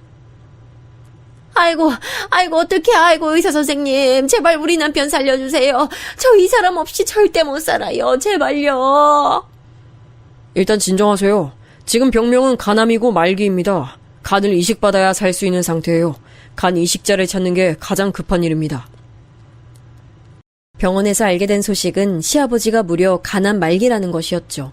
그리고 간 이식을 위해선 혈액형이 중요하다는 소식을 알게 됐습니다. 시아버지의 간암 소식에 시댁은 아주 큰 중대한 가족회의를 열었습니다. 그런데 운명의 장난처럼 시아버지와 혈액형이 호환되는 사람은 저와 신우 단 2명이었습니다. 혈액형이 호환된다고 단순하게 다 되는 게 아니고 그것도 검사를 통해 결과를 받아야 했습니다. 저는 사실 그때까지도 간을 어떻게 해야 할지 모르겠더라고요. 듣기론 간을 주는 사람도 건강이 나빠진다 하니 그 소식을 듣고 동생이 난리가 났습니다. 언니 미쳤어? 나 언니가 당연히 아예 생각조차 안 할 줄 알았어. 그 사람들한테 그렇게 시집살이 당했으면서 지금 간이식 소리가 나와? 나는 언니가 그 생각이 있다는 것 자체가 화가 나. 그래도 나도 만약 그 사람이 시어머니나 시누이였으면 이렇게 고민도 안 해. 당연히 안 줬을 거야. 근데 시아버지잖아. 시아버지는 현주 네 등록금도 처음에 내주셨으니 인간적인 도리로 생각하는 거야. 아직 결과 안 나왔으니까 너무 걱정하지 마. 제가 간 기여자가 될 수도 있다는 소식을 알고 시어머니의 태도 변화가 아주 심했습니다. 제 이름을 불러주시는 시아버지와 달리 시어머니는 항상 저를 너, 얘, 야로 부르셨거든요. 근데 제가 어쩌면 대상자가 될 수 있다는 소리를 듣자 갑자기 아가라고 부르기 시작하셨어요. 아가, 힘들게 새벽부터 지금 부엌에서 뭐해? 너무 무리하지 말고 들어가서 쉬어. 내가 아침밥 차리면 알려줄게. 저는 처음에 환청을 듣는 줄 알았어요. 시어머니가 저런 말투로 저를 대했던 적이 단 한 번도 없거든요. 너무 대놓고 달라진 모습에 웃음이 나왔습니다. 게다가 항상 표독스럽게 얄미운 태도였던 시누이도 묘하게 제게 친절하게 대하더라고요. 올케, 저번에 보니까 딸기 좋아하는 것 같아서 내가 사왔어. 이거 백화점 지하에서 산 거라 진짜 비싸고 맛있다? 저번에 선물 받아 먹었는데 너무 맛있어서 놀랐잖아. 이거 먹고 오늘도 좋은 하루 보내. 확연하게 달라진 시댁 식구들을 보며 기가 차서 말도 나오지 않았습니다. 그렇게 시누이와 저는 둘이 경건하게 간 이식 대상자를 검사하게 되었어요. 그리고 결과가 나오자 다들 아주 놀랐습니다. 왜냐하면 시누이는 대상자 적격 심사에서 탈락했거든요. 그 말은 제가 아니면 시아버지는 간을 당장 이식받을 수 없다는 사실이었어요. 물론 적격자를 찾으려면 찾을 수 있지만 아주 긴 대기를 기다려야 했죠. 시아버지가 초기도 아니고 말기였으니 하루가 급한 상황이었어요. 이 소식을 듣고 시누이와 시어머니는 사람이 아예 딴판으로 변해서 저를 대했습니다. 아가, 배고프면 말해. 갈비찜 해줄까? 그리고 또 뭐 필요한 거 있어? 응? 아이, 가게도 나가지 말고 푹 쉬어. 원래 사람이 너무 일만 하면 힘들어. 알지? 그냥 침대에 누워서 편하게 있어. 올케, 혹시 이 화장품 좋아해? 이거 명품인데 올케도 이 브랜드 알지? 유명한 거잖아. 내가 올케가 좋아할까봐 사왔는데 마음에 들어? 너무 대놓고 제 간을 바라는 모습에 웃겼습니다. 동생은 제가 대상자 심사에 통과했다는 소식을 듣고 매일같이 전화로 저를 설득했어요. 언니, 나도 물론 언니네 시아버지가 나랑 언니 많이 예뻐한 거 알아. 도움도 많이 받았지. 누가 그거 몰라? 근데 차라리 그럼 그 돈 내가 줄게. 나 이제 곧 졸업하는 거 알지? 학점도 좋고 대외 활동도 많이 해서 나 대기업 들어갈 수 있어. 제발, 나 언니 몸 망가지는 거 싫어. 어떻게 보면 지금 우리 가게 물려주신 것도 다 시아버지고 내가 요즘 고민이 많아. 현주 네가 언니 생각하는 건 아는데 일단 고민해볼게. 아니, 나는 언니가 고민하는 거 자체가 싫다고. 그냥 싫어. 아, 무슨 간을 줘. 언니가 그 집에서 받은 게 있어? 하다못해 뭐 사랑이라도 받았어? 나는 그 집에서 살았던 기간 생각하면 너무 속상하단 말이야. 현주야, 네 마음은 언니가 알아. 근데 사람이 어떻게 내 뜻대로 행동해. 실제로 저는 시아버지에게 받은 게 많아서 그랬기도 했지만 사실 남편 때문에 고민했어요. 남편은 제가 유일한 간이식 대상자란 소식을 듣고 울면서 무릎을 꿇고 제게 빌었거든요. 미주야, 내가 너 아기 가졌을 때 평생 책임진다고 했던 거 혹시 기억나? 내가 그 말 지키려고 정말 많이 노력했어. 너도 알지? 나는 남편, 아빠로서 최선 다했어. 미주 너도 물론 얼마나 열심히 헌신했는지 알아. 근데 우리 아버지한테 간을 줄 수 있을까? 내가 앞으로 더 잘할게. 진짜 당신이 원하는 거 다 들어줄게, 제발. 남편이 울면서 비는 모습을 보니 마음이 너무 아프더라고요.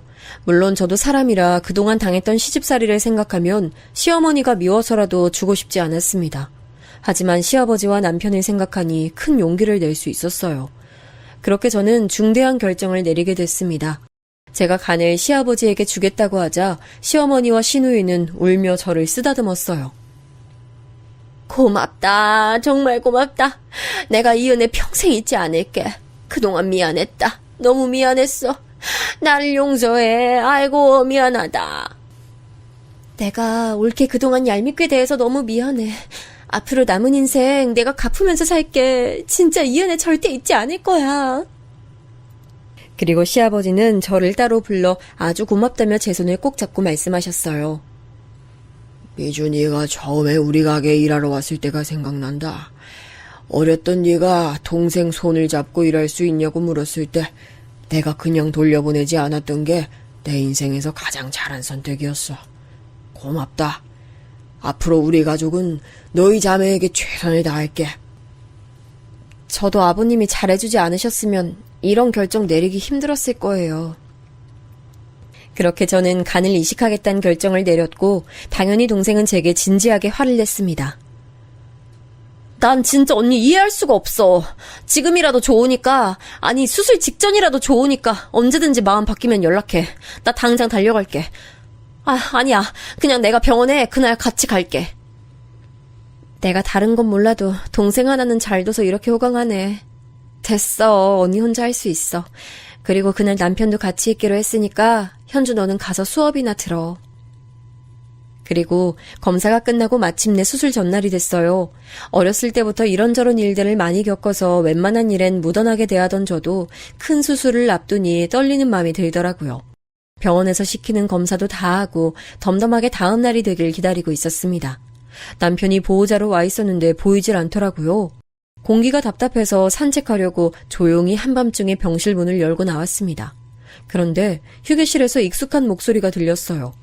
그냥 지나치려다 보니 시아버지와 남편이 있었습니다. 두 명이 진지하게 할 얘기가 있나 보다 싶어 뒤를 돌았는데 제 이름이 들리더라고요. 그래서 대화를 몰래 엿듣게 됐습니다. 그리고 그 대화는 아주 중요한 대화였죠. 살면서 받은 충격 중에 이 대화가 가장 충격적이었습니다. 들으면서도 현실이 믿기지 않아 볼을 몇 번을 꼬집었나 몰라요. 피가 식는다는 말이 무슨 뜻인지 알게 되는 대화였습니다. 그래, 하연이랑 결혼하겠다는 거지? 네, 몰랐는데 하연이 아버지가 땅 부자래요. 어차피 미주랑은 결혼식도 안 올렸으니까 그냥 새로 시작하는 마음으로 결혼하려고요. 그래. 미주가 간을 준다고 할 줄은 몰랐는데 정말 의외다. 간만 받고 바로 이혼해. 그래야죠. 하연이랑 결혼하고 땅 생기면 거기에 집 짓고 행복하게 살아요. 미주가 사람은 착한데 진정이 없어서 가끔 답답했거든요. 받을 게 전혀 없잖아요. 그러니까 말이다. 나도 사돈이 없으니 뭐 어디 가서 자랑도 못하고. 그래도 애가 일은 잘해서 가게에 도움이 되긴 했어. 그동안 고맙긴 했죠. 하지만 이제 노후를 보내고 나온 생을 살기엔 하연이처럼 돈 많은 집사람하고 살고 싶어요. 저는 저 대화를 듣고 너무 충격에 빠져 이명이 들렸습니다. 손을 벌벌 떨며 겨우 다른 곳으로 이동했어요. 심장이 너무 쿵쾅거려 제 귀에까지 들렸습니다. 만약 시어머니나 시누이가 저런 대화를 했다면 이렇게까지 놀라지 않았을 거예요. 근데 저 대화의 주인공이 시아버지와 남편이란 사실이 저를 아주 힘들게 만들었습니다. 처음 당하는 사람의 배신이 하필 제 남편과 시아버지라니 믿을 수가 없었어요. 남편이 절 두고 바람 피울 거라고는 전혀 상상도 못했거든요. 그것도 제가 그렇게 믿고 의지했던 가게 직원인 하연이가 내 언니일 줄은 몰랐습니다. 그동안 제가 잘해줬던 게 후회됐어요. 배신감에 눈물이 계속 줄줄 흘렀습니다. 남편과 시아버지가 자리를 정리하는 소리가 들리자 저도 급하게 병실로 돌아왔어요. 미주야, 우리 이제 자자. 불 이미 꺼놨구나. 자? 자나 보네. 잘 자. 나도 잘게. 남편은 아무 일도 없었다는 것처럼 행동했죠. 늘 하던 것처럼 똑같이 저를 대했죠. 그날 밤 저는 단 한숨도 잘 수 없었어요. 뜬 눈으로 새벽을 보냈습니다. 자고 싶지도 않았고 졸리지도 않더라고요. 눈물만 계속 흘리며 제가 잘못 들은 게 아닐까 생각했습니다. 꿈 같았는데 꿈은 절대 아니었죠. 당연히 간을 줄 생각은 사라진 지 오래였습니다. 다음 날 남편은 평소처럼 아주 다정하고 친절하게 저를 대했습니다. 시어머니와 신우까지 와서 제 기분을 살폈죠. 굳은 표정을 풀 수는 없었지만 다들 제가 수술 때문에 긴장했다고 생각하는 것 같았어요. 미주야, 너무 걱정 마. 수술 끝나면 내가 바로 대기하고 있을 거니까 그냥 한숨 자고 온다고 생각하고 마음 편하게 먹어. 알겠지? 아무 일도 안 일어날 거야. 남편 말을 듣고 속으로 바람이라는 단어만 떠올랐어요. 아마 제가 수술하러 들어가면 본인은 하연이랑 연락하겠지 생각하니 피가 거꾸로 솟는 기분이었습니다. 간호사가 와서 저를 호명하고 마취하러 침대를 끌고 이동했어요. 그때부터 시댁 식구들은 저와 함께 갈 수가 없었죠. 어제 대화를 듣고 나니 시댁 식구들이 순수한 마음으로 저를 응원하러 온 게 아니란 생각이 들었죠. 어쩌면 제가 도망갈 수도 있으니 감시하는 건 아닐까 하는 생각이었습니다. 그렇게 저는 마취방으로 이동했습니다. 선생님 잠시만요. 저 지금 화장실이 너무 급해서요. 바로 다녀올 테니까 잠시만 기다려주세요. 아, 네. 빨리 다녀오세요. 지금 이제 시간이 촉박해서요. 네, 알겠습니다. 이 문 열면 되는 거죠? 저는 화장실 간다고 하고 뒤도 돌아보지 않고 병원을 빠져나왔어요. 다행히 시댁 식구들은 전혀 마주치지 않았습니다.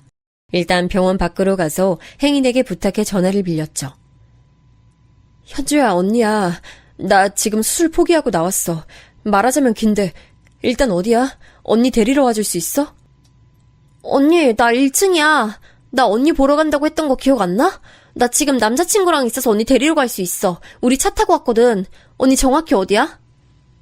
저는 동생과 동생 남자친구의 도움을 받아 무사히 동생 집으로 갔어요. 가는 내내 동생은 믿을 수가 없다며 잔뜩 흥분했습니다. 형부 그렇게 안 봤는데 진짜 무서운 사람이다. 아니 바람이 나도 언니가 그렇게 고생해서 일한 가게 직원하구나? 하연 언니? 나도 아는 사람이잖아. 사람이 어쩜 그럴 수가 있지? 그 집안은 어떻게 된 게 멀쩡한 사람이 없어?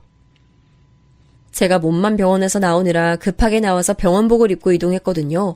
그래서 핸드폰도 가지고 있지 않았어요.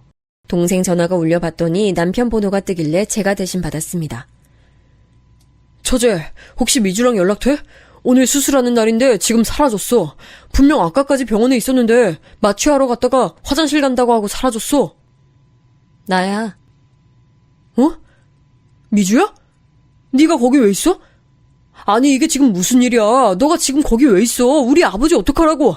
이미 준비 다 했는데 갑자기 사라지면 어떡해. 아니 네가 그러고도 사람이야? 뭐? 그러고도 사람이냐고? 그 말 내가 해야 되는 거 아니야? 네가 지금 제정신이야? 나 어제 너랑 니네 아빠가 하는 말 들었어. 바람 폈다고 하연이랑 땅 부자? 좋겠다 당신. 그리고 뭐 이혼하겠다고? 미주야, 잠시만. 그거 다 오해야. 잠시만, 이거 진짜 오해야. 우리 만나서 얘기하자. 진짜 아니야. 나랑은 결혼식도 안 올렸는데 하연이랑은 올릴 생각하고 있더라. 나 진짜 당신 가족들이라면 이제 지긋지긋해. 살면서 다시는 보지 말자. 아들은 내가 데려갈 거니까 그렇게 알고 나 법적 싸움 끝까지 갈 거야. 미주야, 잠시만, 오해야. 미주야! 제 이름을 애타게 부르는 남편 전화를 매몰차게 끊었어요. 눈물이 많이 났지만 그래도 제 소중한 간을 주지 않아도 된다는 사실에 제 마음을 편하게 만들었습니다. 동생의 전화로 계속 시댁 식구들이 번갈아 연락이 왔지만 절대 받지 않았죠. 그 뒤로 시댁을 방문하긴 했어요. 바로 이혼 서류를 제출하기 위해서였죠. 그 사람들 정말 우습지도 않더라고요. 어떻게 그렇다고 당일에 사라질 수가 있어. 네가 그러고도 사람이야? 어? 그 말은 당신 아들한테 하세요. 가게 직원하고 바람난 게 사람이에요? 내가 그동안 가게랑 시댁에 어떻게 했는지 알면서. 내가 잘못했어. 제발 한 번만 다시 생각해줘, 미주야. 제발. 내가 잠시 머리가 어떻게 됐었나봐. 미안해. 내가 너무 미안해. 됐어. 난 이제 당신 가족들하고 할 말 없어. 하연이와도 마지막으로 얼굴 보고 얘기했어요. 하연이는 제게 미안하다고 고개를 못 들더라고요. 나는 너를 진짜 평생 나와 함께할 인연이라고 생각했어. 근데 어떻게 네가 이러니? 내가 그동안 네 편이 많이 봐줬다고 생각하는데. 미안해. 내가 결혼하고 싶어 했던 거 알잖아. 순간 눈이 멀었었나 봐. 정말 미안해. 미주 너한텐 할 말이 없어. 다행히 이혼 서류는 잘 처리됐습니다. 아들도 엄마인 저를 따라가겠다고 하는 마음이 확고해서 통쾌했습니다. 무엇보다 저 집안과 인연을 끊을 수 있다는 게 너무 기뻤어요. 더는 시집살이 당하지 않아도 되고 가게에 새벽부터 나가서 일하지 않아도 된다니 속이 시원합니다. 인생사 인과응보라고 하죠. 제가 가게에서 안 보이자 소문이 확 퍼졌다고 하더라고요.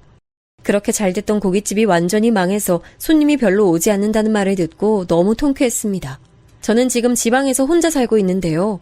아마 다음 달이면 동생과 집을 합쳐 서울에서 새로운 시작을 할 것 같아요.